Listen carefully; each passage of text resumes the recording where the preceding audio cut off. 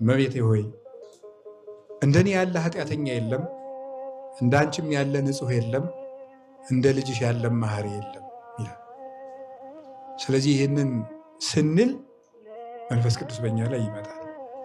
ይገርማችኋል፣ ዛሬ በቅዱሳን ሐዋርያት ላይ መንፈስ ቅዱስ እንዲወርድ ማዕከል ላይ ሆና የነበረችው ድንግል ማርያም ነው።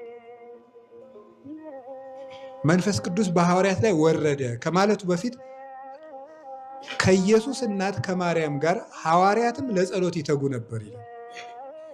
ይህን ከተናገረ በኋላ ምዕራፍ 2 ሲደርስ መንፈስ ቅዱስ ወረደባቸው ይላል። ከድንግል ማርያም ጋር የተጋ ሁሉ መንፈስ ቅዱስ ይወርድበታል። ስለዚህ ምንም ብንሆን የእመቤታችንን ድምፅ ሳንጠራ መዋል የለብንም በፍጹም። ደግሞ ጆሮአችን እየሰማው ብናነበው ሸጋር።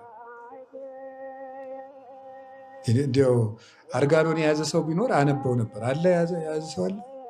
ንጽሕፍን ከዘንተ መጽሐፈ ዘይሰማይ ውዳሴ ወመሰንቆ መዝሙር ወእንዚራ ስብሐት በአስተብጽኦ ድንግልና፣ የድንግል ማርያምን ድንግልና በማመስገን የመዝሙር መሰንቆ የምስጋና እንዚራ የሚሆን አርጋኖን የሚባል ይህንን መጽሐፍን እንጀምራለን።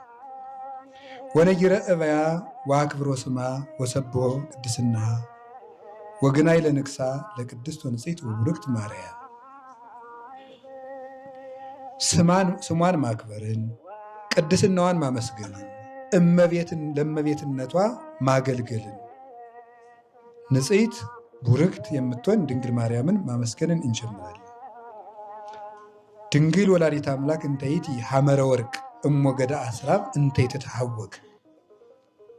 ይሄ ሐመረ ወርቅ እሞገዳ አስራብ እንተይት ተሐወቅ ከዚህ ዓለም ከሞገድ ፏፏቴ የተነሳ የማትታወቅ ከማይበሉ ብዛት የተነሳ የማትታወቅ የወርቅ መርከብ ወራግናት ያኒ ሀብለ ሥላሴ ዘይትበተክ መቅዘፊዎቿም የማይበጠስ የሥላሴ ሀብል የሆነላት የድንግል ማርያም ወይቲ ካይበ አምደ ባሕሪ እማይለ ነፋሳት እንተ ኢትትነከነክ ከነፋሳት ጽናት የተነሳ የማትነቃነቅ የቆመች የዕንቁ ምሰሶ አልቦቱ ድቀት ወይትንታኔ በዘባቲ ያሰምክ። ከእሷ ተጠግቶ የቆመ ሰው ፈጽሞ ውድቀት የለበትም።